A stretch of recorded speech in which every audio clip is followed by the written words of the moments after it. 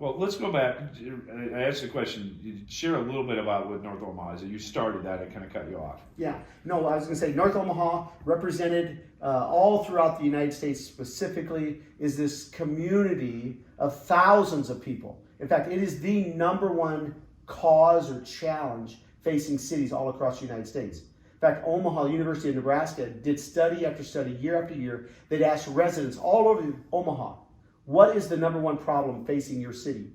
Crime and violence, overwhelmingly, was the number one answer every single year. And that's true everywhere we go. Crime and violence.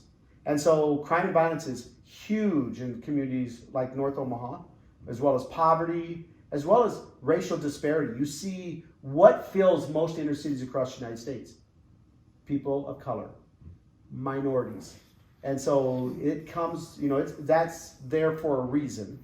And there's things that you and I as Christians need to address there. But the reality is a lot of minorities are struggling in poverty, struggling with crime and violence, struggling in a way that we as Christians ought to be there for them. Yeah. And so, I mean, our relationship goes back, 11 years now? Yeah. I think. I think I had hair. No, maybe not. I don't remember. I'm getting old too. That's right. No hair. But yeah, I think we met at Hidden Acres Camp. It was the first time I met you.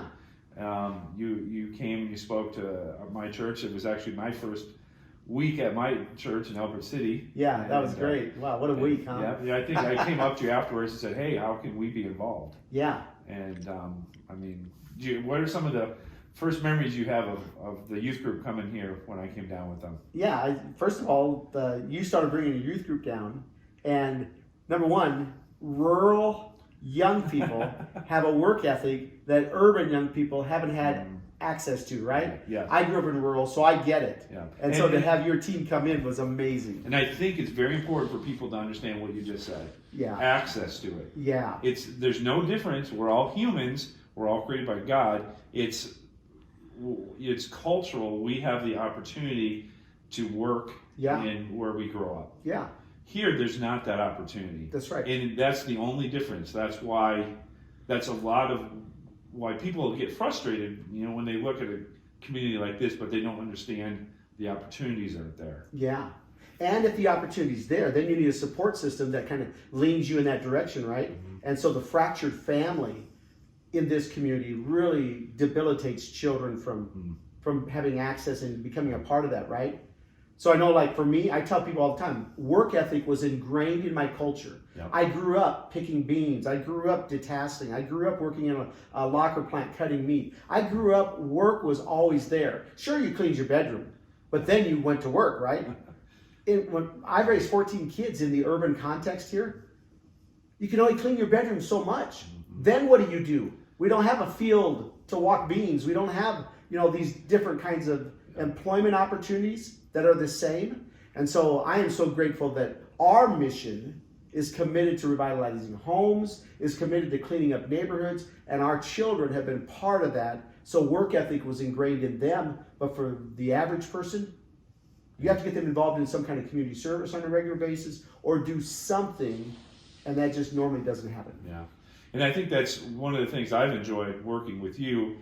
In Omaha, it's pretty close. We're only 2.5 hours away. Yeah. But crossing cultures, bringing Iowa farm kids or Iowa kids, small town kids, into Omaha and helping them understand some of this. But then you bringing some of your kids to small town Iowa. That's right. I remember bringing 2 van loads of kids and one mother to Thresherman's. Yep, Thresherman's. And the festival that took place out there. Our kids, their eyes were so big, they weren't used to seeing cows and pigs live. My wife's from Washington, D.C. She's still amazed when we go to a farm and she sees these pigs. She can't believe how big they are. But I remember that trip, and the mother that we took with us, she is the first time she'd ever been on a 2-lane road. She'd only been on 4-lane, which is like interstate roads. She'd go from maybe Omaha to Kansas City, but mostly just didn't leave Omaha, right? Well, here we are. We're getting off the interstate on a 2-lane road, and she's like, where are we going? What is this? And then we went on a gravel road. So needless to say, the cultural chasm is so big, and oftentimes we don't think about that in America. We all think, we're just Americans. Well, we are Americans, but we have very different cultures, especially the urban context, and rural. Yeah.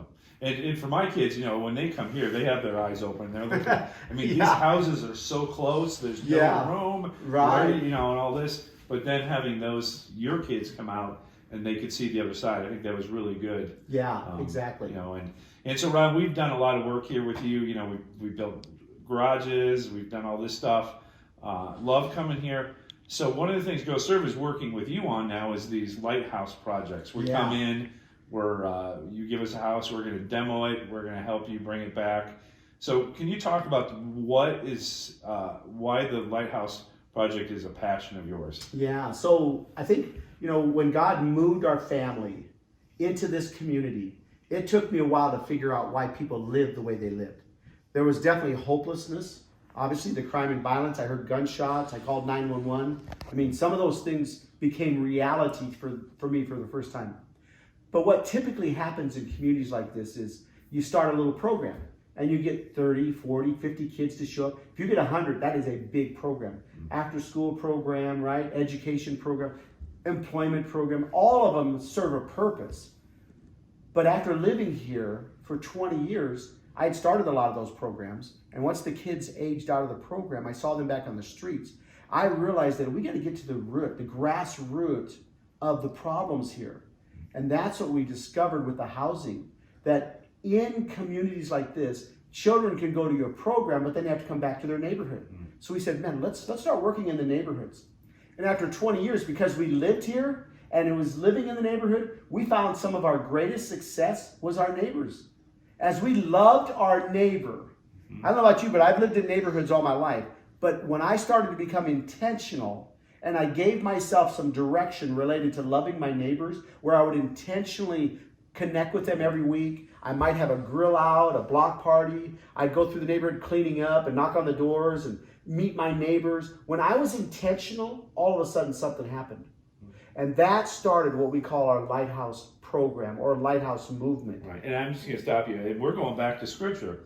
Love the Lord your God with all your heart, soul, mind, and love your neighbor as yourself. And to love God, you need to love people. You love God by loving people, His creation. So anyway, Lighthouse. And you can generalize that, right? Oh, I love people, Ron. I love people. But to be real specific and to start giving yourself some specific things you're going to do in the neighborhood. Like I said, you're going to clean up the neighborhood. You're going to get to know every one of the neighbors. You're going to pray for your neighbors. You're going to have grill outs, and you're going to engage these neighbors intentionally.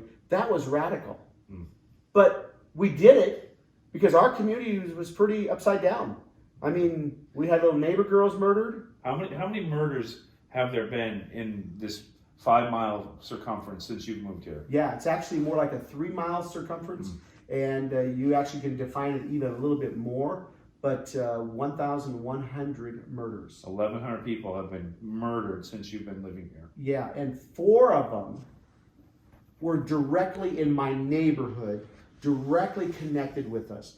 3 of them little children, 1 lady 28 years old, right next to us. Wow.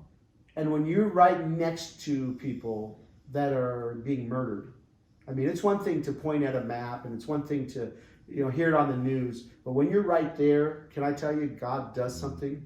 And that's one of the powers of us relating, because what we find is you and I grow not just by going through the motions. We grow because there's disruption that happens in our life. And so these murders were a big disruption.